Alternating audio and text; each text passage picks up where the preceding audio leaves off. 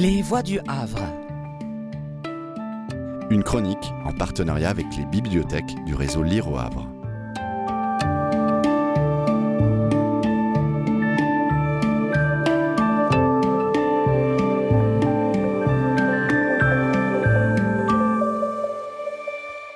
Bestiaire du Moyen-Âge de Michel Pastoureau. La chèvre et le bouc, extrait. Propriété des chèvres. Sujettes à l'épilepsie, elles se transmettent rapidement cette maladie parce qu'elles ont l'habitude de se reposer en s'adossant l'une à l'autre. La fréquence de ce mal en fait souvent des bêtes versatiles au comportement étrange. Ainsi, elles sont intrépides et s'aventurent sans crainte et sans dommage dans des chemins très escarpés, mais elles ont du mal à marcher sur un terrain qui n'est pas accidenté. De même, elles prennent parfois peur devant des objets insignifiants, alors qu'elles sont inconscientes des dangers que représentent l'ours et surtout le loup, leur pire ennemi. Heureusement pour elles, si dans un troupeau on a réuni des chèvres et des moutons, le loup préférera s'emparer d'abord des agneaux. La chair du bouc, en revanche, est ignoble.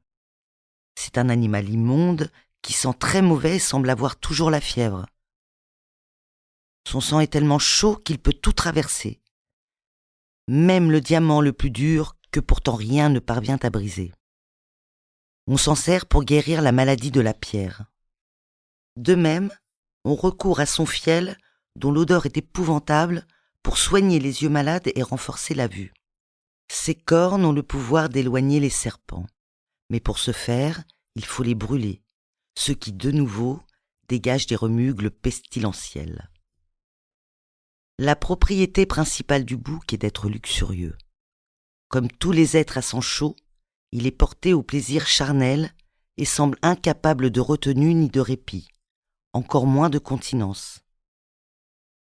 Alors qu'un bélier se contente de 30 ou 40 brebis, un bouc a besoin d'au moins 100 chèvres pour satisfaire ses appétits sexuels, parfois 200 et même davantage.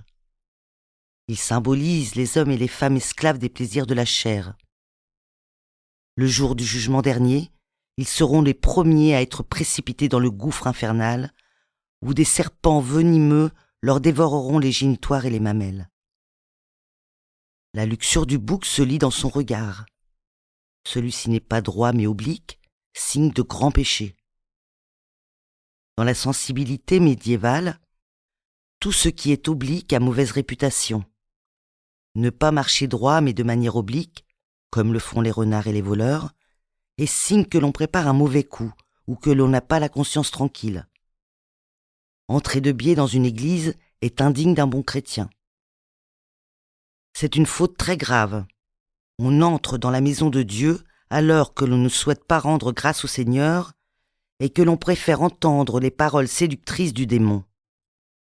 Un jeu de mots latins, fréquent vers l'an 1000 et à l'époque romane, rapproche ainsi le terme obliquus de l'adjectif diabolicus. C'était Les Voix du Havre. Une chronique en partenariat avec les bibliothèques du réseau Lire au Havre.